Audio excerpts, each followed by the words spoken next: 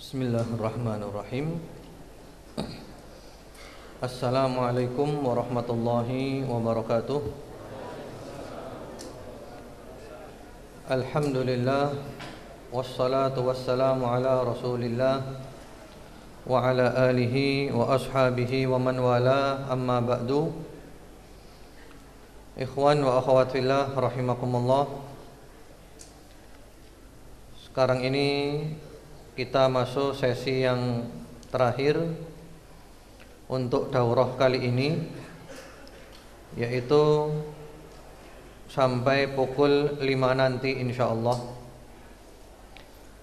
Materinya dahulu, kemudian tanya jawab, dan kemudian setelah itu ada door prize, hadiah buku, mulai dari buku kecil-kecil sampai juga ada buku yang agak tebal untuk ikhwan dan akhwat. Pertanyaannya sekarang aja saya sampaikan, ditulis di kertas dengan syarat ditulis namanya, alamat yang bisa dihubungi, alamat dan nomor telepon yang bisa dihubungi. Kalau tidak memenuhi syarat ini dianggap gugur. Dipisahkan ikhwan dan akhwat. Pertanyaannya mudah saja, supaya semuanya bisa menjawab.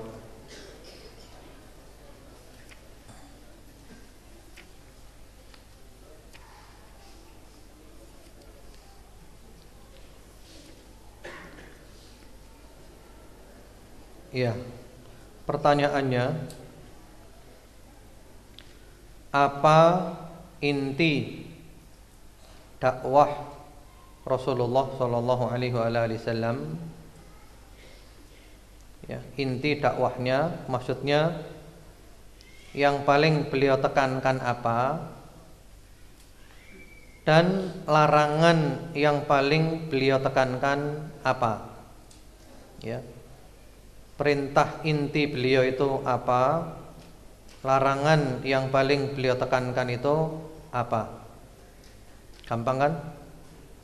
Atau kurang gampang? InsyaAllah semuanya bisa kan? Nah, ditulis dengan nama, alamat, dan nomor yang bisa dihubungi. Dipisahkan ikhwan dan akhwat. Kemudian juga kalau ada pertanyaan, silahkan dibedakan, ditulis pertanyaan supaya tidak dicampur dengan jawabannya. Kita lanjutkan. Qala Syekhul Musannif rahimahullahu ta'ala, waftaradallahu ala jami'il ibadi al-kufra bit-taghut wal iman billah. Halaman 264. Allah mewajibkan kepada tiap-tiap hambanya untuk mengingkari taghut dan hanya beriman kepada Allah Subhanahu wa ta'ala.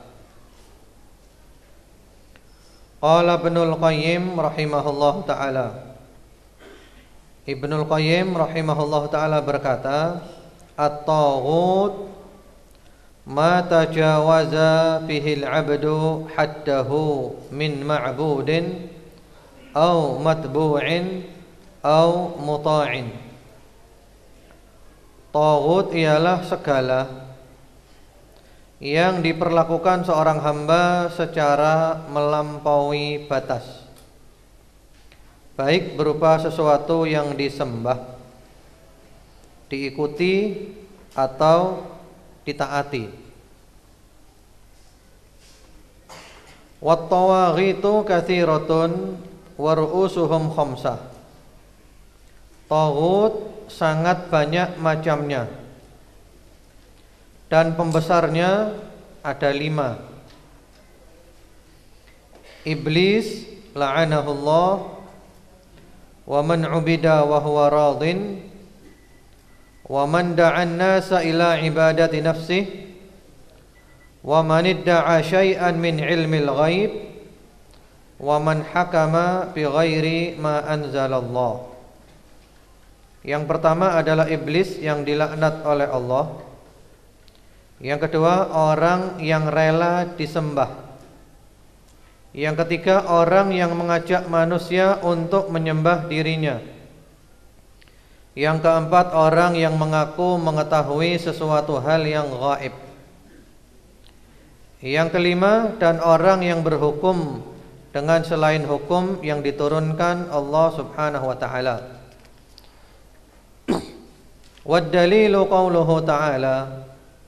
Dalilnya adalah firman Allah Subhanahu wa taala. La ikraha fid din. Qad tabayyana ar-rusydu minal ghayy. Faman yakfur bit-taghuti wa yu'min billahi faqad istamsaka bil 'urwatil wuthqa. Yang artinya, tidak ada paksaan untuk memasuki agama Islam.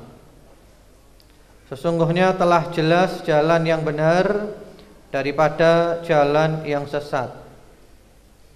Karena itu, barang siapa yang ingkar kepada taghut dan beriman kepada Allah, maka sesungguhnya ia telah berpegang kepada buhul tali yang amat kuat, yang tidak akan putus. Al-Baqarah 256. Wa hadza ma'na la ilaha illallah. Inilah pengertian makna la ilaha illallah. Wa fil hadithi, disebutkan dalam sebuah hadis, Ra'sul amri al-Islam wa amuduhu as-salah wa dirwatu sanamihi al-jihadu fi sabilillah. Pokok agama adalah berserah diri, yaitu berislam. Sedang tiangnya adalah salat, dan puncak ketinggiannya adalah jihad di jalan Allah. Wallahu a'lam. Wa sallallahu ala Muhammadin wa alihi wa sahbihi wasallam. Hanya Allah yang lebih mengetahui. Semoga salawat dan salam tetap tercurah atas Nabi Muhammad sallallahu alaihi wasallam beserta keluarga dan para sahabatnya. Ya, sudah tuntas dari matanya. Mari sekarang kita lihat penjelasannya.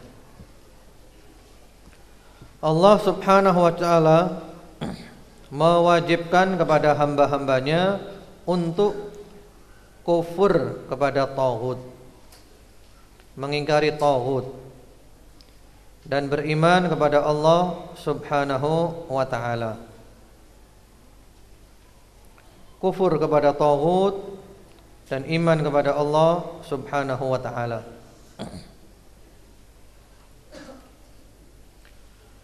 Lalu diterangkan definisi taghut. Di situ disebutkan definisi Ibnul Qayyim, itu paling lengkap. Kalau kita membaca kitab-kitab tafsir, maka ada beberapa penjelasan tentang taghut.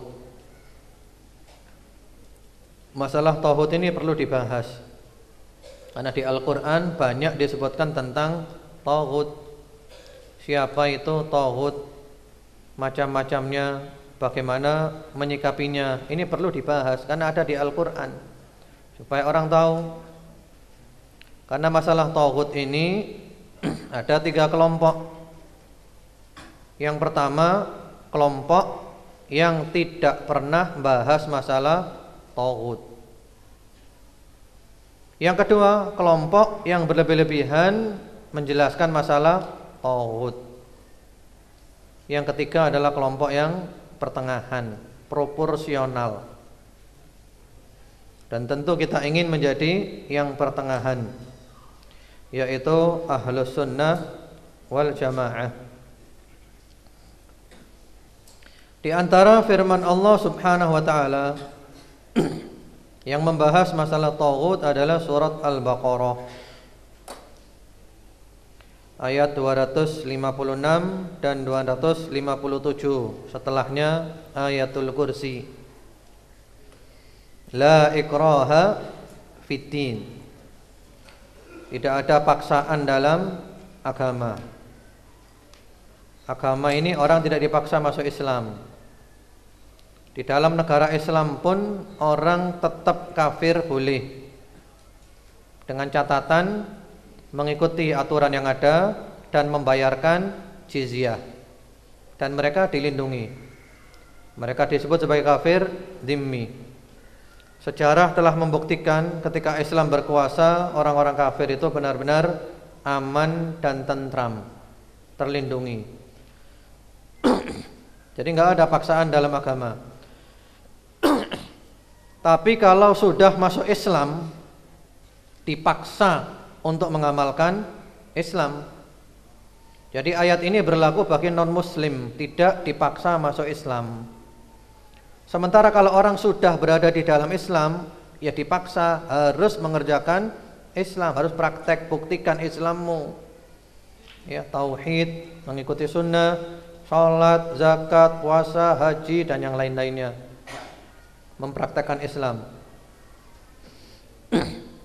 Qad tabayyana ar-rusydu minal ghayy. Semuanya telah jelas mana yang hak dan mana yang batil, mana hidayah dan mana kesesatan. Jelas terang benderang seperti matahari di siang bolong. Kalau orang mau mengkaji dengan hati yang bersih, dengan niat yang baik, ya, dengan fitrah yang masih sesuai dengan kebenaran. Faman yakfur bit-taghut wa yu'min billah. Anda perhatikan di sini yang didahulukan adalah kufur kepada taghut, mengingkari taghut. Iman kepada Allah. Barang siapa kufur kepada taghut, mengingkari taghut dan iman kepada Allah, berarti dia berpegang teguh kepada tali yang kuat. Dia berada di atas jalan yang lurus, yang tidak mungkin dia akan tersesat. La infisama laha, enggak mungkin putus. Wallahu sami'un alim, Allah Maha mendengar lagi Maha mengetahui.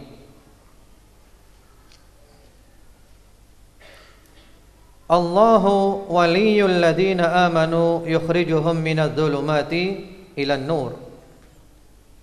Allah adalah penolong, Allah adalah wali orang-orang beriman, penolongnya orang-orang beriman, menolong orang beriman, memberi taufik kepada orang beriman, menjaga orang beriman, melindungi orang beriman. Yukhrijuhum minadh-dhulumati ilan nur. Allah mengeluarkan orang-orang beriman dari kegelapan kekafiran menuju cahaya keimanan. Walladzina kafaru awliya'uhumut taghut. Sementara orang-orang kafir, wali mereka, penolong-penolong mereka adalah taghut. Yukhrijunahum minan nuri ila dhulumat. Yang mana taghut itu mengeluarkan mereka dari cahaya keimanan menuju kegelapan kekafiran. Ulaika ashabun nar hum fiha khalidun. Mereka adalah penghuni neraka, mereka kekal di neraka selama-lamanya, tidak keluar lagi dari neraka. Apa itu taghut? Ada yang mendefinisikan dengan definisi apa namanya? Definisi bagian-bagiannya. Secara bahasa, taghut itu dari tagha, yatgha, tughyan wa yatghu tughyanan. Artinya adalah melampaui batas. Kemudian secara istilah atau secara terminologi, sahabat Umar ibnul Khattab radhiyallahu ta'ala anhu mendefinisikan at-taghut huwa asyaitan. Taghut adalah setan.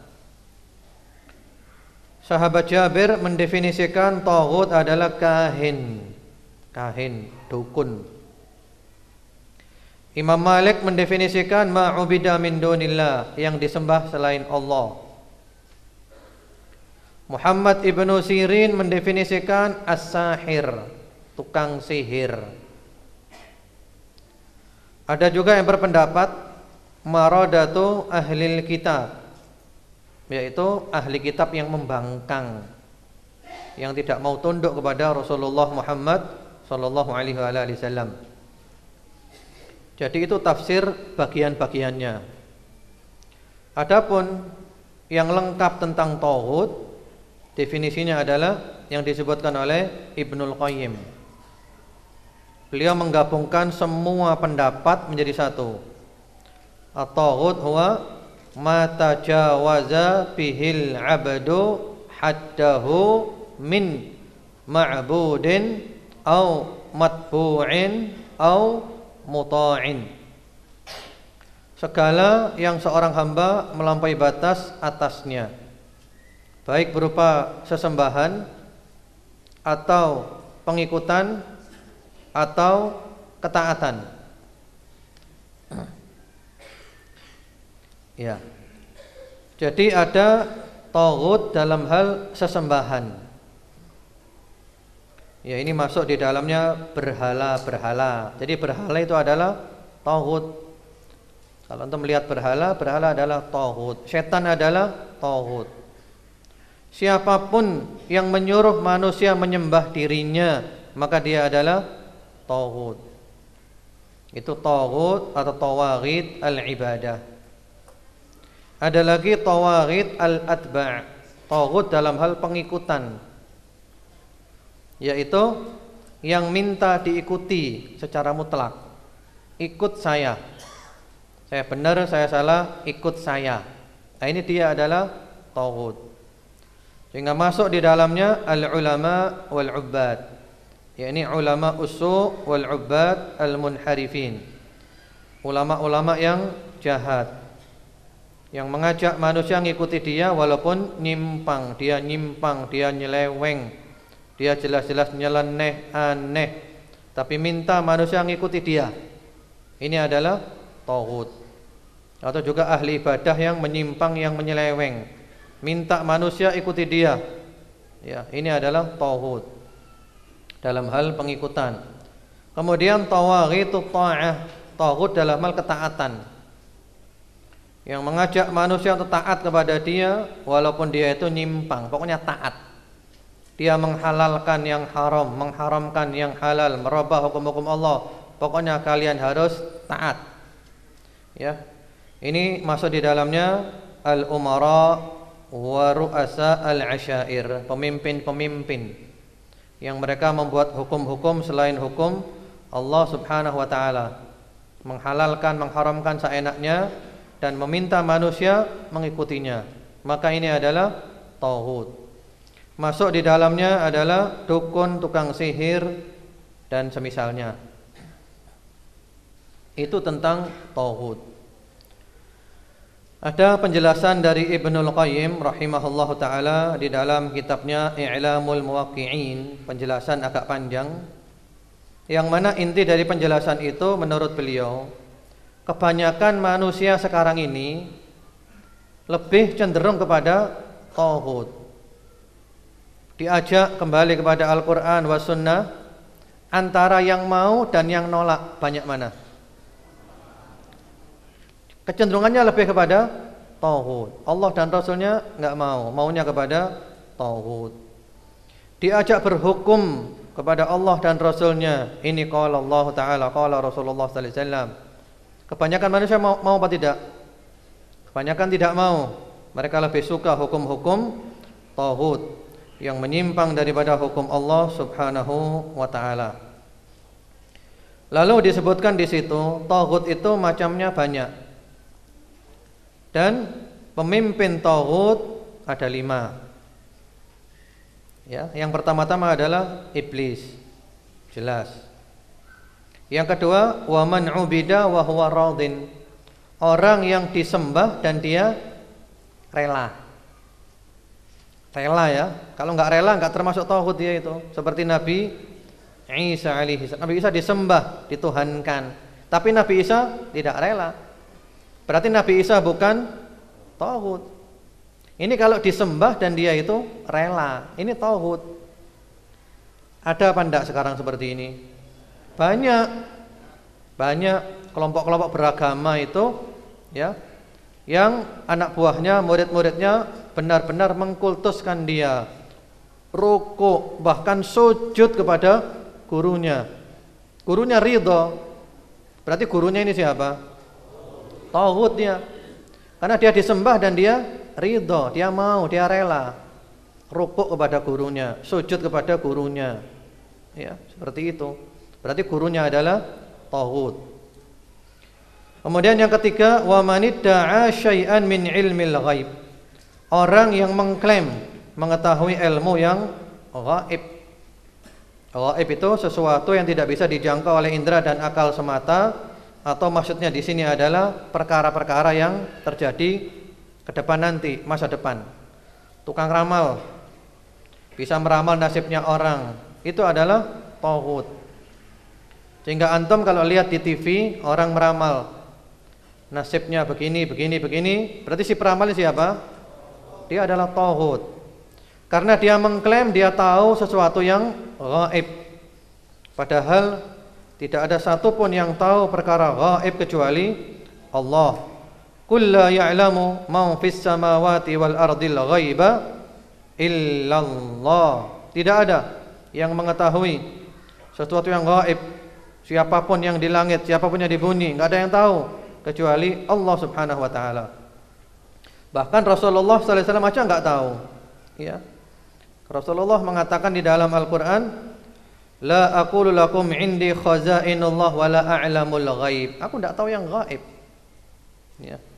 Kemudian juga di dalam surat Al-Jin, alimul ghaibi fala yudhiru ala ghaibihi ahada illa man irtada mir rasul. Allah tahu yang gaib. Tidak diberikan ilmu gaib kepada siapapun kecuali Rasul yang oleh Allah diridhoi, Nabi Muhammad SAW dan yang lainnya.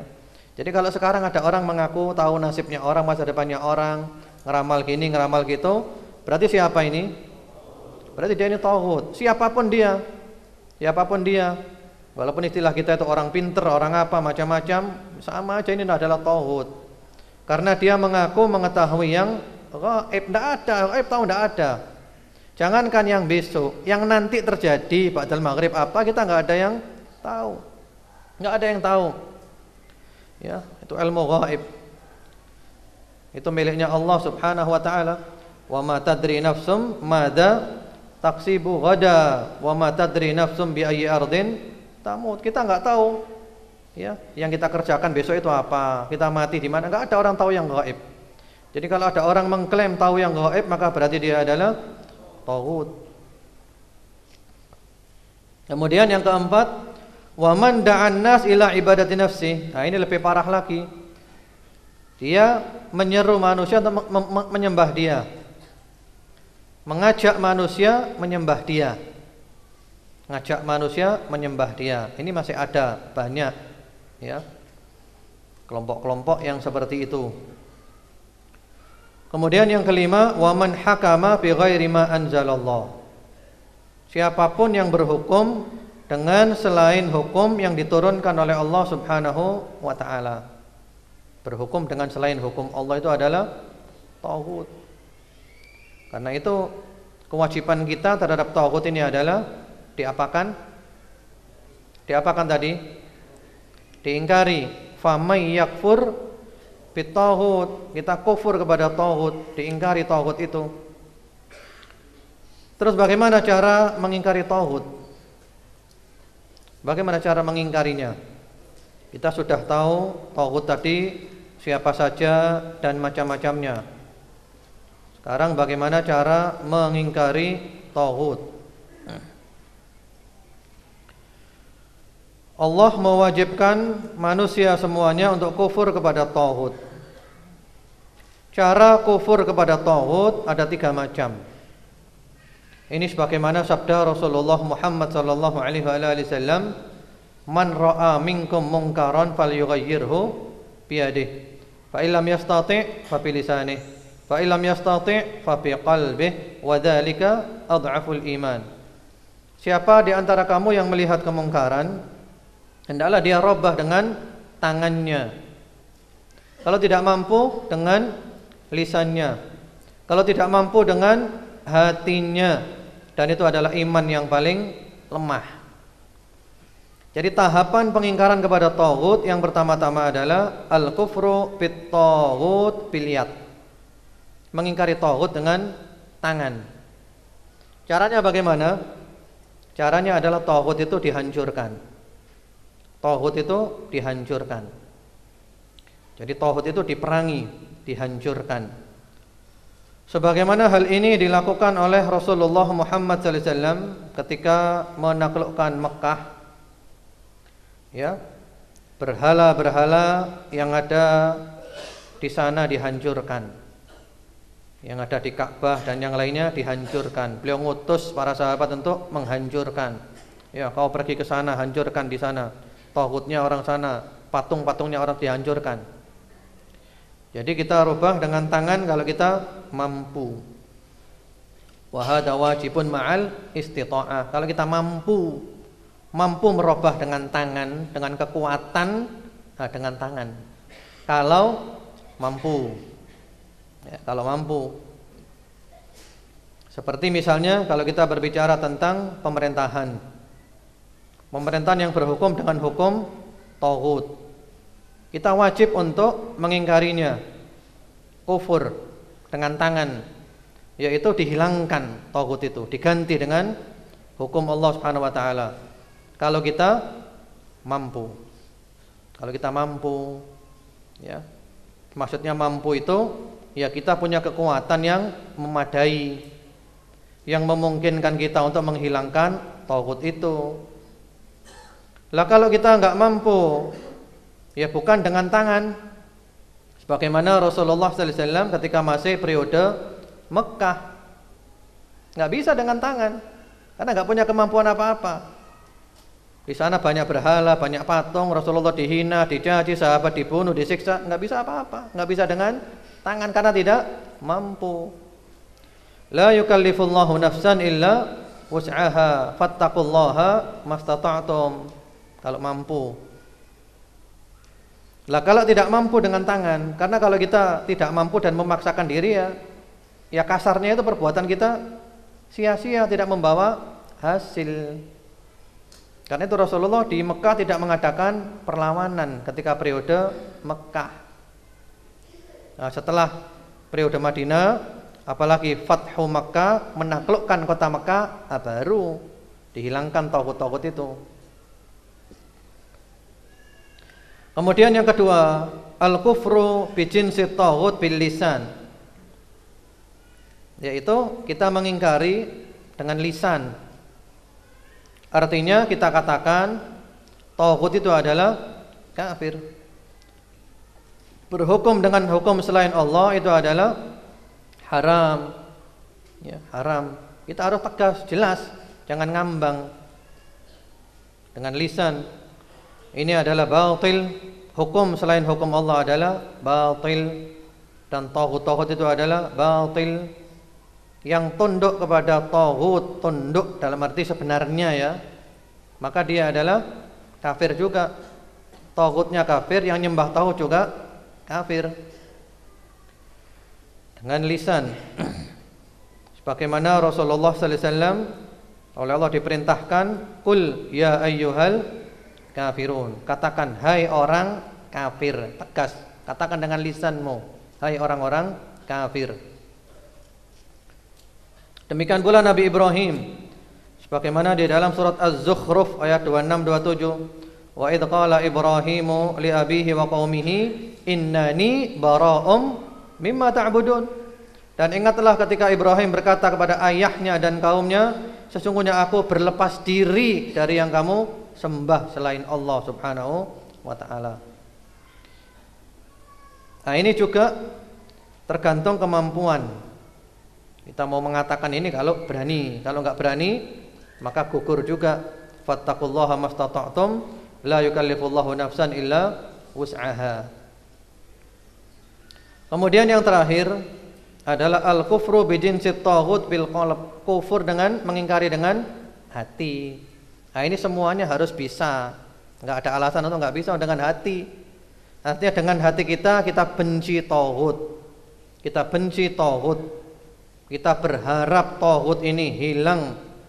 Ya, kita memusuhi taghut kita menghindar dari taghut. Nah, ini dengan hati dan semuanya bisa. Kalau dengan hati semuanya bisa. Enggak boleh kita cinta kepada taghut. Mudah-mudahan penjelasan masalah taghut ini bisa dipahami dengan baik. Hanya saja yang perlu ditekankan sekarang ini adalah masalah menjatuhkan vonis kafir dengan menunjuk orangnya atau takfir muayyan namanya.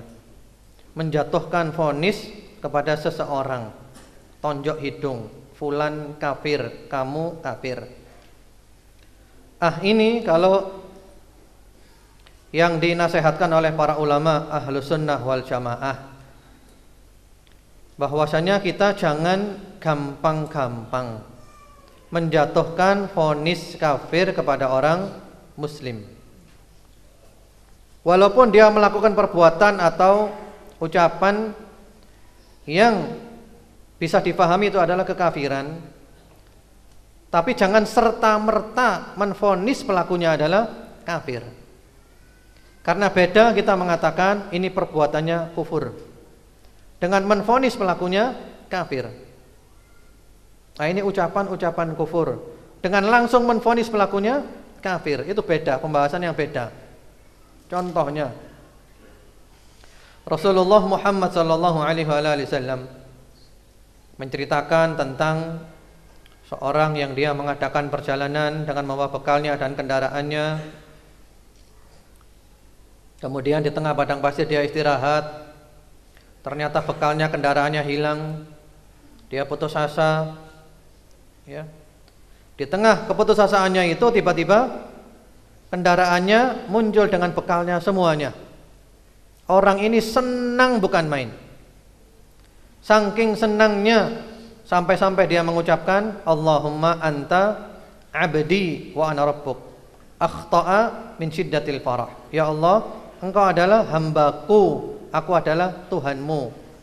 Terbalik karena saking senangnya. Ini kata-katanya kufur apa tidak? Kata-kata kufur. Tapi orang itu tidak dikafirkan. Karena apa? Enggak sengaja. Enggak refleks, spontan. Nah, seperti itu. Kemudian juga ada seseorang yang dia berwasiat, nanti kalau saya mati tolong dibakar. Lalu abunya disebarkan di laut. Sudah dilaksanakan wasiatnya. Setelah itu oleh Allah dia ditanya, apa yang membuatmu sampai wasiat kayak gitu itu? Ya Allah, aku takut kepadamu ya Allah. Saking takutnya kepada Allah itu loh, sampai dia itu wasiat seperti itu. Jadi seakan-akan menurut dia kalau sudah jadi abu dibuang sudah selesai. Ini kufur apa enggak? Kufur. Tapi oleh Nabi tidak dikafirkan. Karena apa? Karena dia saking takutnya sampai berbuat seperti itu. Sehingga untuk menjatuhkan vonis kafir kepada seseorang orang muslim, ya, itu harus ada tawaffurus syurut wantifaul mawani, syaratnya lengkap dan tidak ada penghalang-penghalang. Dan itu bukan bagian kita. Bukan bagian kita, itu urus serahkan kepada para ulama. Jangan sekarang anak kecil-kecil baru ngaji berapa hari sudah ngafir-ngafirkan, kafir. Ya. Apa ini? Kacau akhirnya nanti. Rentetannya luar biasa. Mulai dari presiden dikafirkan. Wakil presiden juga kafir, karena ini taghut semuanya. Yang bantu taghut berarti juga ansarut tawaghit, pembantunya taghut. Presiden kafir, wakilnya kafir, menteri-menteri kafir semuanya. Demikian pula juga gubernur, wali kota dan seterusnya, anak buahnya kafir semuanya. Tentara kafir semuanya, polisi kafir semuanya. PNS masuk juga kafir. Kemudian juga demokrasi sistem kufur. Sistem kufur demokrasi ini. Yang nggak ikut demokrasi berarti kafir. Pemilu sistem kufur, yang nyoblos ikut kafir. Yang tidak mengkafirkan orang kafir, kafir juga. Wis. Mari. Sak dunia kafir semuanya. Yang tidak kafir cuma dia dan teman-temannya saja. Nah, itu jangan, pemahaman itu pemahaman yang perlu diluruskan. Ya, kita enggak seperti itu. Ya. Dan Allah itu tidak akan menanya kita, kenapa kamu tidak mengkafirkan fulan? Enggak ditanya oleh Allah. Justru kita ditanya oleh Allah kalau salah dalam menvonis kafir. Allah nggak akan tanya, kenapa kamu nggak ngafirkan presiden? Kenapa? Nggak ditanya. Justru kalau orang Muslim yang tidak kafir kita tuduh sebagai kafir, kita ditanya, kenapa kau kafirkan orang yang bukan orang kafir? Bahkan kata Rasulullah SAW, kalau seorang menuduh saudaranya Muslim sebagai kafir, kalau ternyata nggak terbukti dia kafir, kembali kena dirinya sendiri. Sehingga sering kelompok-kelompok yang gampang dalam menjatuhkan vonis kafir, kaum takfiriyun, itu banyak di antara mereka yang akhirnya menjadi orang yang ateis. Contohnya banyak. Di Arab Saudi contohnya banyak, saya punya beberapa nama.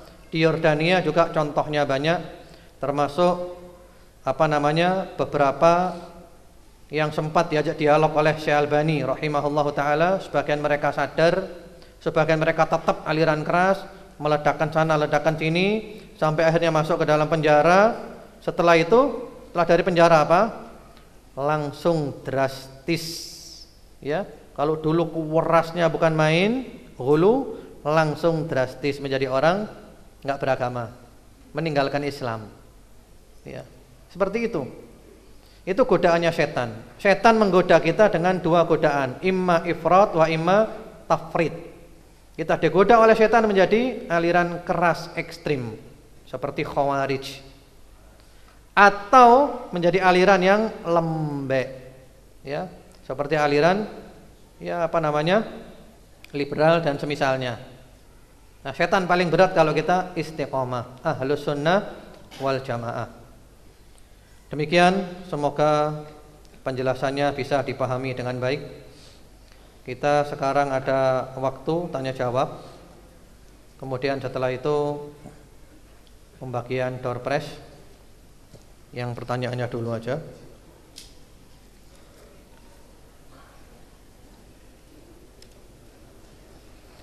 Bagaimana apabila ada ustadz yang mengatakan bahwa pemerintah kita Indonesia taghut karena mereka tidak berhukum dengan hukum Allah? Selain itu kita dilarang taat pada pemerintah. Mencela ustadz yang lain bahwa mereka menutup-nutupi dalil bahwa yang tidak berhukum dengan hukum Allah adalah kafir.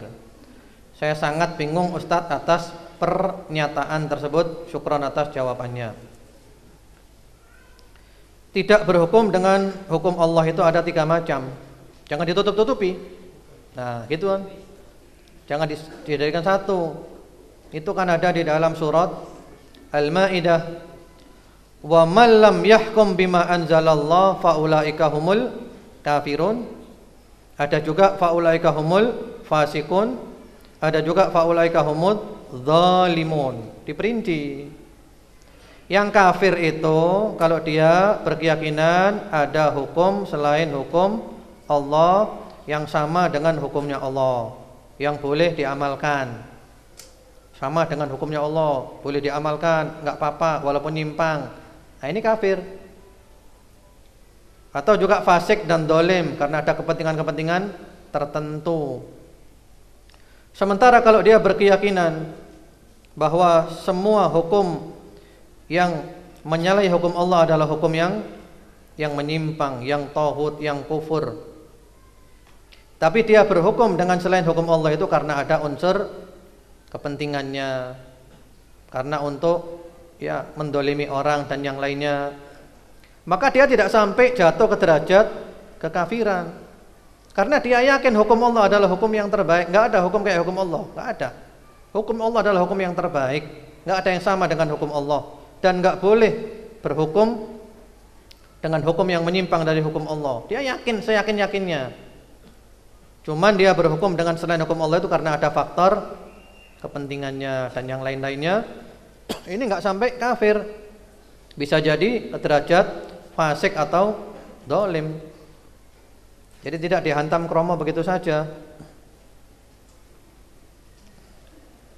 Jadi jangan ditutup-tutupi dalil ya. Jadi dalil terangkan semuanya. Jangan yang bela kelompoknya, yang bela kelompoknya saja. Kemudian juga pemerintah kita tauhid. Memang hukumnya hukum tauhid, betul. Sistem tauhid, betul. Enggak salah itu. Sistemnya sistem tauhid, betul. Ya.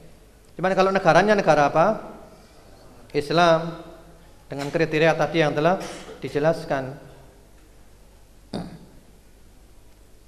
Adapun dilarang taat kepada pemerintah, itu perlu diperinci. Dilarang taat dalam hal-hal yang berupa maksiat. Kalau enggak maksiat, ya taat. Jadi selama kita diperintah tidak maksiat, taat. Tadi saya beri contoh apa? Lampu merah. Ini kan peraturan pemerintah kan? Apakah kita mentang-mentang sudah ini hukum tauhid dilanggar aja? Ya tabrakan nanti, ditangkap polisi, kena tilang. Nanti marah-marah kena tilang nanti. Ya.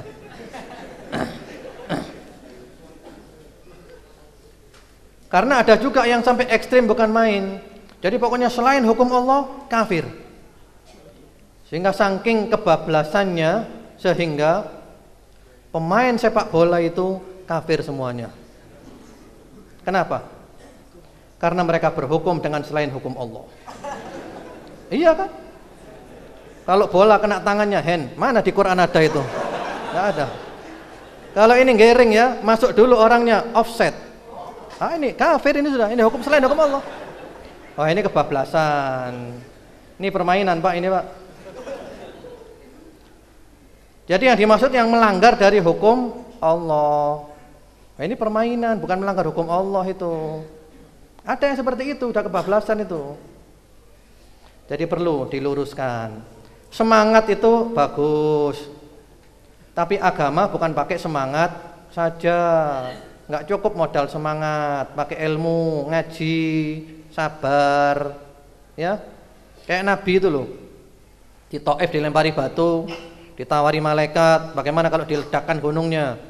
Istilahnya kalau kita ini ya bom wis. Itu. Iya. Nabi Muhammad bilang apa? Jangan. Ya, mudah-mudahan mereka dapat hidayah.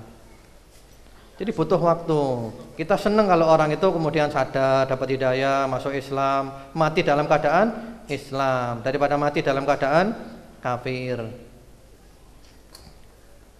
Jadi sekali lagi, yang perlu kita tekankan di sini, setan itu berusaha untuk menjerumuskan orang dalam salah satu dari dua, imma ila ifrat wa imma ila tafrid, didorong untuk menjadi ekstrim. Ekstrim bukan main sudah. Gampang vonis orang kafir. Kalau kita bicara Khawarij zamannya para sahabat dulu, sahabat Ali bin Abi Thalib dituduh sebagai apa? Kafir. Bayangkan, sahabat Ali dituduh kafir. Dan orang Khawarij itu ahli ibadah, sholatnya, puasanya, ngajinya, wah luar biasa. Sholat kamu kalah dengan sholat mereka, ibadahmu dengan ibadah mereka, ngajimu, puasamu kalah dengan mereka.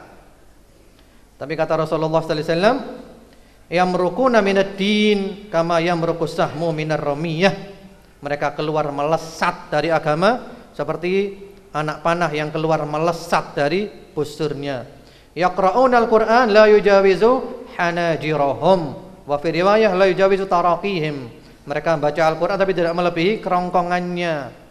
Artinya mereka salah paham.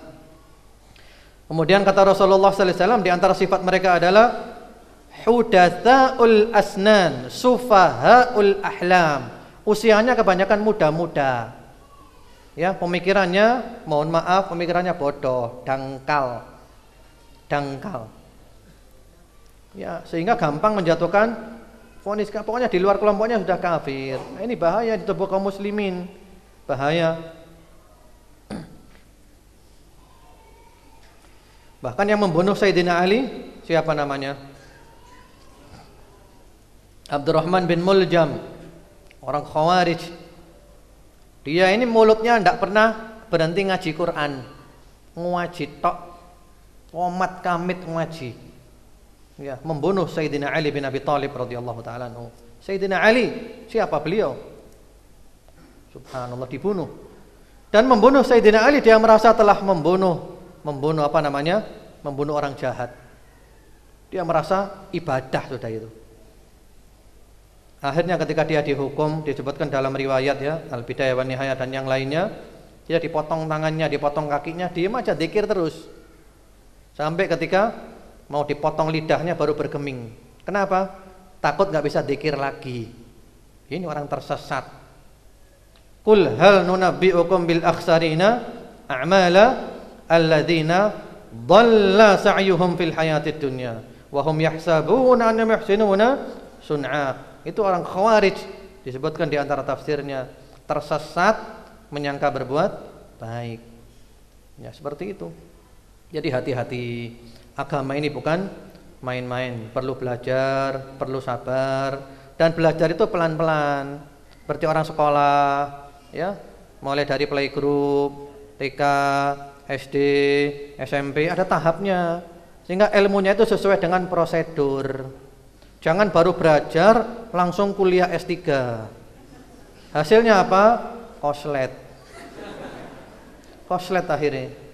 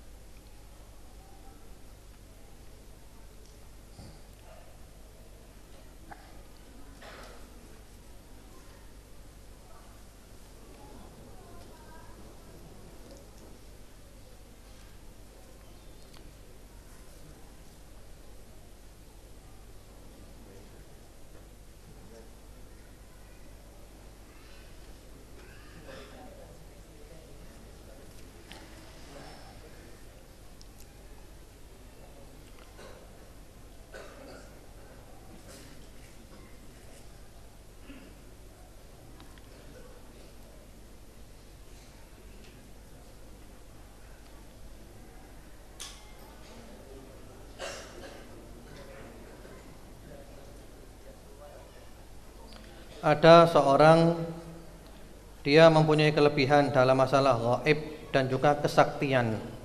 Apakah orang itu termasuk taghut? Padahal di tempat mengajarnya sangat banyak orang yang punya kelebihan sakti. Mohon penjelasannya. Saktinya seperti apa dulu? Bisa ngilang enggak dia? Jangan percaya gini-gini ini ya. Ini pembangunan opini saja. Tidak ada orang sakti itu. Sekarang ini bohong semuanya. Tidak ada orang sakti, tidak ada. Rasulullah aja ketika di perang Uhud juga terluka. Jadi nggak ada orang sakti itu, nggak ada. Itu cerita-cerita saja, dilebih-lebihkan oleh murid-muridnya. Oh, fulan sakti, nggak sakti nggak apa itu. Atau juga karena promosi. Ya, memang dia sengaja menyewa beberapa bis dari luar kota untuk datang ke tempatnya. Itu dikasih biaya semuanya. Sehingga orang-orang daerah sana menganggap ini adalah orang hebat ini. Ya, tamu-tamunya berbis-bis. Padahal yang ngatur dia saja. Enggak ada kesaktian seperti itu. Sudah kita ngikuti ajarannya Rasulullah saja. Rasulullah sallallahu alaihi wasallam, ajaran yang benar, enggak usah macam-macam seperti ini. Ya.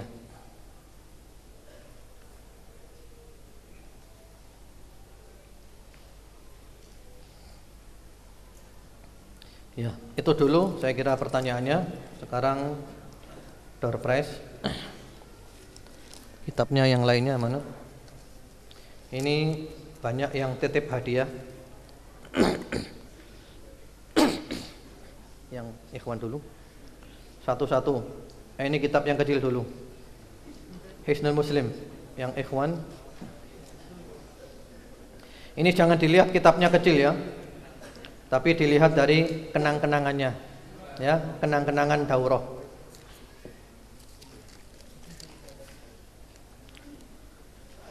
Muhammad Zulkarnain, Jodipan, nomor HP sekian-sekian. Inti dakwah Rasulullah sallallahu alaihi wasallam dan larangan yang paling ditekankan. Itu pertanyaannya, jawabannya inti dakwahnya tauhid, larangannya syirik. Ya, jawabannya betul. Akhwat dulu, ikhwan dan akhwat. Ya, ini sekarang bukunya Pesan-pesan Rasulullah sallallahu alaihi wasallam menjelang wafat, Dr. Said bin Ali bin Wahab Al-Qahtani, Darul Haq. Lise IRAS nomor HP sekian. Inti dakwah Rasul menyeru kepada tauhid, larangannya kesyirikan. Ya, jawabannya betul. Sekarang ikhwan lagi. Ini bukunya Pantaskah Selain Allah Disembah? Itu dikritis membongkar sifat-sifat Tuhan selain Allah dan penyembahnya, Abu Ismail Fakhruddin Nu'man LC, penerbit Rumah Ilmu. Al-Ajuhari Selat Sunda nomor HP sekian. Inti dakwah Rasulullah sallallahu alaihi wasallam memberikan peringatan tentang bahaya kemusyrikan, mengajak memurnikan kepada tauhid. Ya, betul. Akhwat.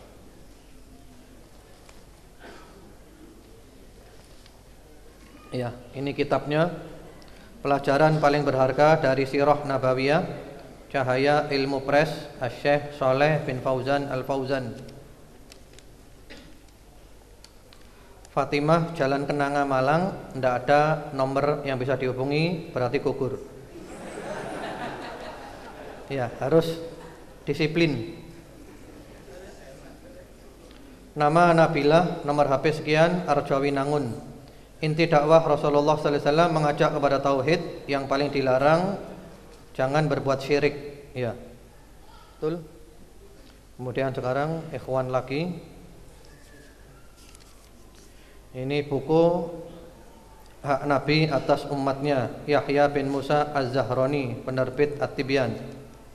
Abu Hamdan Kolonel Sugiono, nomor HP sekian, mengisahkan Allah dan mentauhidkan Allah, menyekutukan Allah yaitu syirik. Ya, jawabannya betul.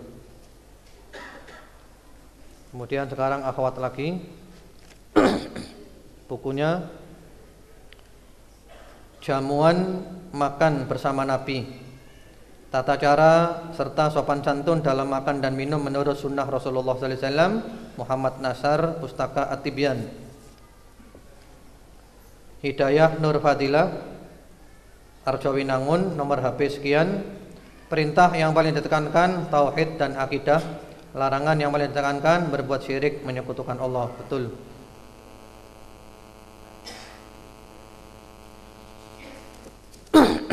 Ya, sekarang akhwat. Ikhwan ya, tadi itu akhwat ya. Ya, sekarang ikhwan. Prastiawan Wibowo, Kriya Amarta, Merjosari, nomor HP sekian. Inti dakwah Rasulullah sallallahu alaihi wasallam, dakwah tauhid. Larangan yang beliau tekankan yaitu syirik. Ya, betul. Ini bukunya, yaitu buku Pesona Akhlak dan Kekuatan Pribadi Manusia Teragung Sepanjang Masa Muhammad sallallahu alaihi wasallam, Hisham Muhammad Said Bargish. Ya, penerbitnya Darul Haq. Sekarang akhwat lagi.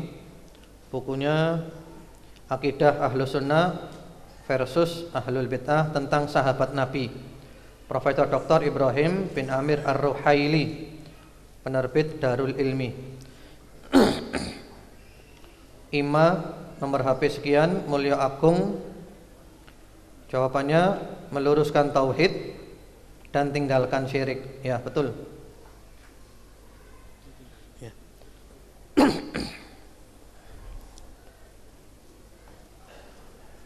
Sekarang apa, Ikhwan? Iya, sekarang Ikhwan kan? Ya, ini mencintai Rasulullah sallallahu alaihi wasallam sebagaimana para sahabat mencintai beliau, Dr. Fadl Ilahi, Darul Haq, penerbitnya. Inti dakwah adalah tauhid, yang paling dilarang mempersekutukan Allah. Teguh WS, Simpang Kepuh, nomor HP sekian. Sekarang akhwat.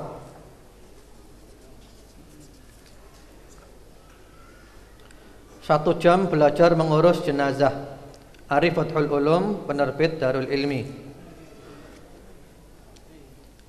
Ibu Alif, Kendal Payak, nomor HP sekian. Inti dakwah mengajak kepada tauhid, larangannya syirik. Ya, betul. Sekarang ikhwan lagi. Bukunya Pesona Bidadari, Firanda Andirja, penerbit Nasirus Sunnah. Yahya Kolonel Sugiono, nomor HP sekian, mengisahkan Allah, kemudian menyekutukan Allah. Ya, betul jawabannya. Sekarang akhwat lagi. Berjihad melawan riya dan ujub, Firanda Andirja, penerbit Nasirus Sunnah. Sabrina Jalan Ade Irma Suryani, nomor HP sekian. Inti dakwahnya tauhid, larangannya syirik. Ya, betul. Kemudian sekarang ikhwan, Hakikat dan Fadilah Tadabbur Al-Quran, Abu Yahya Badrussalam, penerbit Nasirus Sunnah. Nama Agus Sunandang, sumber Kembar Lawang, nomor HP sekian. Dakwah Rasul adalah ibadah kepada Allah dan melarang syirik. Ya, ibadah kepada Allah ini benar, walaupun makna ibadah di sini adalah tauhid. Kemudian sekarang akhwat lagi, Kitab Tauhid, Syekh Muhammad At-Tamimi, penerbit Darul Haq. Nama Tati, Jalan Pasir Putih, nomor telepon sekian. Jawabannya dakwah mentauhidkan Allah, larangan syirik. Ya, benar. Kemudian sekarang ikhwan, Kitab Untukmu Yang Berjiwa Hanif, Armen Halim Naro, penerbit Darul Ilmi. Ya. Pemenangnya Muhammad Dzul Qarnain, Jaran Vinolia, nomor HP sekian. Inti dakwah ibadah hanya kepada Allah, jangan menyekutukan Allah, jauhi taghut. Ya, benar. Kemudian sekarang akhwat. Ini kitabnya agak tebal. Intisari Akidah Ahlus Sunnah wal Jamaah. Kumpulan dari para ulama, dikumpulkan oleh Abdullah bin Abdul Hamid Al-Athari, penerbit pustaka Imam Asy-Syafi'i rahimahullah taala. Pemenangnya adalah Rasyidah Sawu Jajar, nomor HP sekian. Dakwah yang ditekankan tauhid, yang dilarang syirik. Ya, benar. Kemudian sekarang ikhwan lagi. Kitabnya paling besar, Tazkiyatun Nafas, penyucian jiwa dalam Islam, Syekh Ahmad Farid, penerbit Ummul Qura. Pemenangnya nama Kurniawan Sidoarjo, nomor HP sekian. Yang tugas utama mengajak kepada tauhid, memperingatkan menjauhi syirik. Ya, nggak rugi dari Sidoarjo ini. Ganti ongkosnya ini.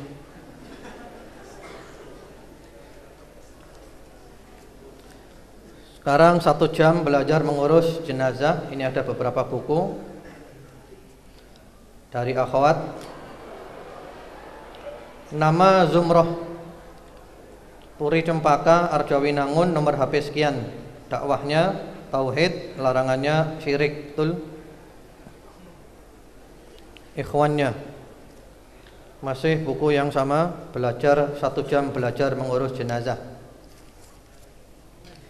Nama Hanif Kelayatan, nomor HP sekian. Dakwahnya tauhid, larangannya syirik. Benar.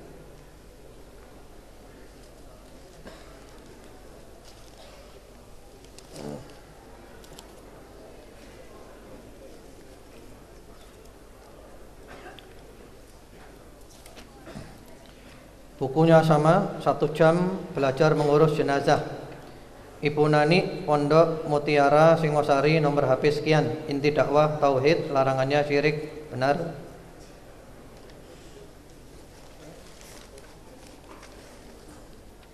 Kemudian sekarang ikhwan, bukunya Untukmu Yang Berjiwa Hanif, Armen Halim Naro. Pemenangnya M. Hamim Masduki, Cemoro Kandang, nomor HP sekian. Jawabannya tauhid dan menjauhi syirik. Ya, betul. Kemudian akhwat, Bukunya sama. Untukmu yang berjiwa hanif, Pak Zen, Pondok Bestari, Landung Sari, nomor HP sekian. Jawabannya benar, ibadah kepada Allah, larangan syirik. Kemudian bukunya sama. Untukmu yang berjiwa hanif, pemenangnya M. Zainul Razikin, Kornel Sugiono, nomor HP sekian. Mengisahkan Allah, larangannya menyekutukan Allah. Benar. Kemudian sekarang akhwat, bukunya sama. Untukmu yang berjiwa hanif, Ima Geraha Sengkaling, nomor HP sekian. Inti dakwahnya ibadah kepada Allah, larangannya syirik. Benar. Sekarang ikhwan, ini aja yang dekat. Panduan praktis menuju haji mabrur. InsyaAllah berangkat haji ini. Khalid bin Abdullah bin Nasir At-Tibyan. Nama Zikta Izzuddin, nomor HP sekian. Lesan Puro. Inti dakwah tauhid, larangannya syirik. Benar. Sekarang Hisnul Muslim untuk akhwat. Alif Cipto Mulyo, nomor HP sekian. Jawabannya benar, tauhid dan larangan menyekutukan Allah. Kemudian ini ada buku zikir pagi. 1, 2, 3, 4, 5, 6, 7, 8, 9, 10. Zikir pagi dan sore yang diambil dari Hisnul Muslim, penerbit Darul Haq.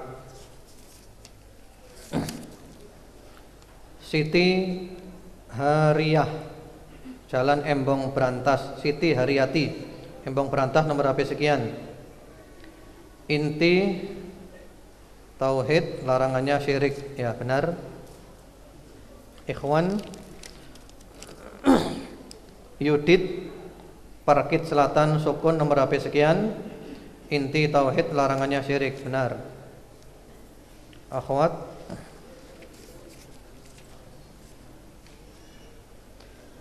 Atifa Sawu Jajar, nomor HP sekian.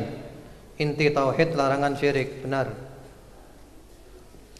Ikhwan, Agus Supriyanto Kornel Sugiono, nomor HP sekian. Inti menyembah Allah, larangannya menyekutukan Allah. Benar. Akhwat,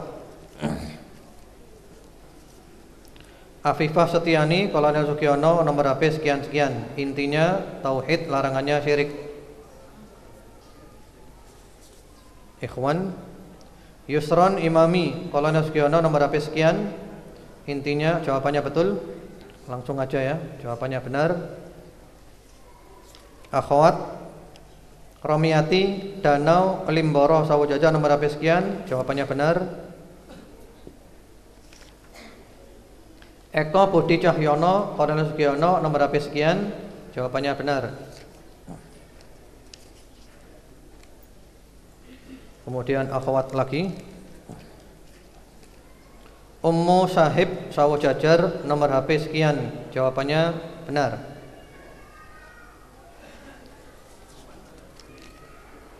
Sekarang ikhwan, Hamzah Fansuri Candi Karang Besuki, nomor HP sekian. Ya, jawabannya benar. Sekarang buku Lezatnya Sholat Ibnul Qayyim untuk akhwat.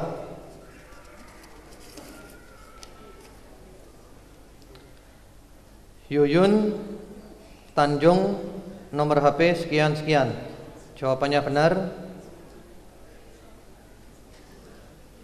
Sekarang ikhwan, saudariku, apa yang menghalangimu berhijab? Ya. Anto Wahyudi Poncokusumo, nomor HP sekian. Jawabannya benar.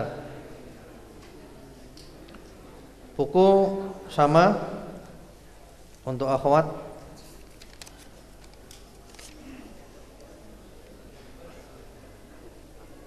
Yeni Kunto Basworo, nomor HP sekian. Ya, jawabannya benar.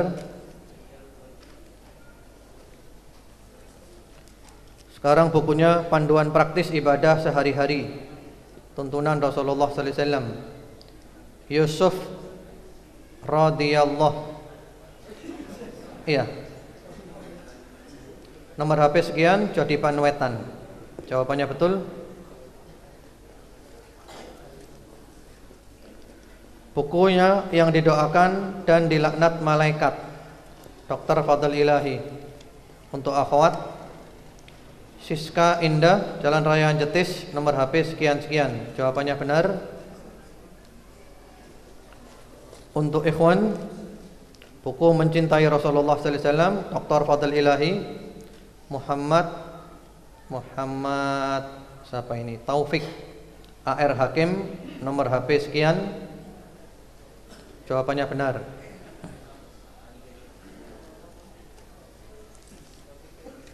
Berikutnya lagi Panduan Amal Soleh di Musim Hujan, Muhammad Abduh Tuasikal. Nama, ya, tidak ada nomor teleponnya ini, gugur.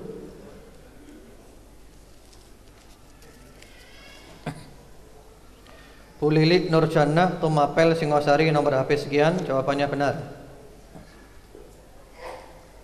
Kemudian sekarang ikhwan, bukunya 40 Manfaat Salat Berjamaah, Syekh Abu Abdillah Musnid Al-Qahtani, Darul Haq. Muhammad Nur Cahyo, nomor HP tapi tanpa alamat, gugur. Gugur ya. Ini Aditya Simpang Piranha Atas, nomor HP sekian. Ya, jawabannya benar. Untuk akhwat, 38 kebijakan Rasulullah sallallahu alaihi wasallam dalam menyelesaikan kemelut problematika umat, Muhammad Saleh Al-Munajjid At-Tibyan. Nurul Hikmah Sawo Jajar, nomor HP sekian-sekian. Ya, jawabannya benar. Kemudian buku 100 faedah dari surat Yusuf, Syekh Muhammad Saleh Al-Munajjid, Darun Naba. Nur Hidayat Turen, nomor HP sekian. Jawabannya benar.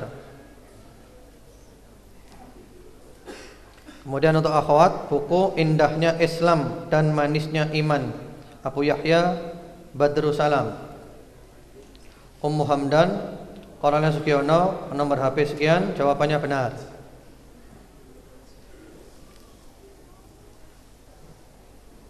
Ya.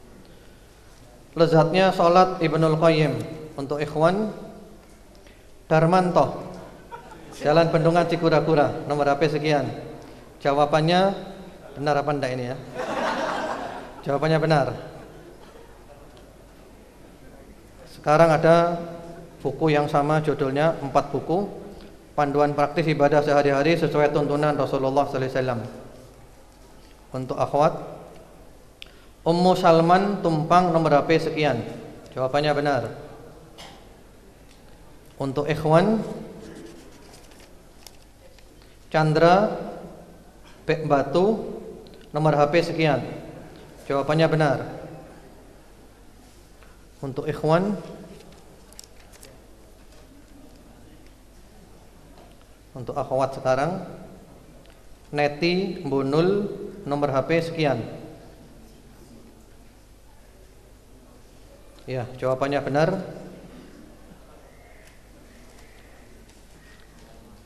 Kemudian sekarang ikhwan, Panjua Purwodadi Pasuruan, nomor HP sekian. Ya, jawabannya benar. Kemudian ada 4 buku lagi dengan judul sama, Akidah Ahlus Sunnah wal Jamaah versus Ahlul Bid'ah tentang sahabat Nabi. Sekarang apa? Ikhwan apa akhwat? Ikhwan, akhwat. Ada 4 judul yang sama. B. Hasan, Bu Hasan mungkin ini ya. Korale Sugiono, nomor HP sekian. Jawabannya benar.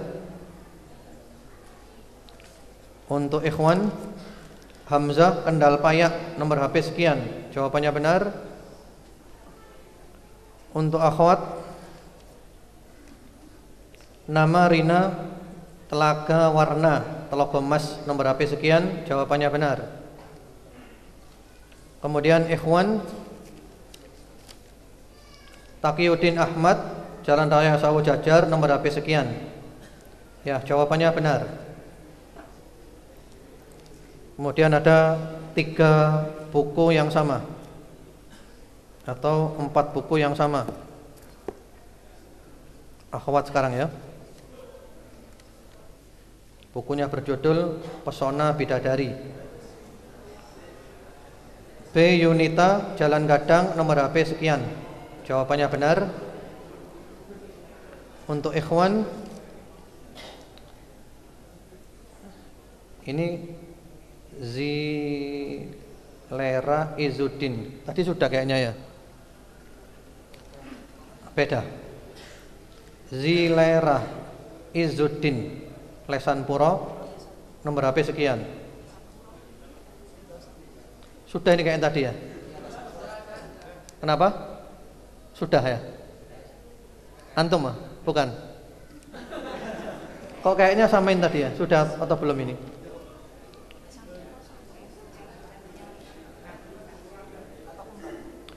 Sudah. Iya, jawabannya betul. Akhwat. Ibu Laras Sawo Jajar, nomor HP sekian. Jawabannya benar. Ikhwan. Eko Budi Cahyono, Kolonel Sugiono, nomor HP sekian-sekian. Jawabannya benar. Ya, tinggal 2 buku. Akhwat dan ikhwan. Kitab Tauhid untuk akhwat. Erni Komaria di Ponorogo Batu, nomor HP sekian. Jawabannya benar. Yang terakhir 1 jam belajar mengurus jenazah untuk ikhwan. Andri pakai saji, nomor HP sekian. Jawabannya benar. Ya. Ya, mungkin demikian dulu. Kemudian yang terakhir, ikhwan wa akhwat fillah rahimakumullah, kita sudah menghatamkan kitab Syarah Thalatha Usul. Mudah-mudahan kitab ini bermanfaat. Dan kami juga mengucapkan terima kasih kepada semua pihak yang telah membantu untuk kelancaran acara ini. Dari pihak mana saja, dari masjid, dari ikhwan, dari akhwat, semuanya. Mudah-mudahan amal antum diterima oleh Allah Subhanahu wa taala, dan ini menjadi amal jariah yang membawa keuntungan di dunia sampai ke dalam surga nanti. Kemudian, acara seperti ini apakah perlu diadakan lagi atau cukup? Perlu ya? Insyaallah nanti kapan-kapan kita adakan lagi, kita pilih buku yang lainnya, kajian 1 hari penuh. Kurang lebihnya saya mohon maaf. Semoga ilmu yang kita kaji bermanfaat, menjadikan kita tambah dekat kepada Allah, kita istiqamah, dan umur kita ditutup dengan husnul khatimah. Subhanakallahumma bihamdika asyhadu an la ilaha illa anta astaghfiruka wa atubu ilaik. Assalamualaikum warahmatullahi wabarakatuh.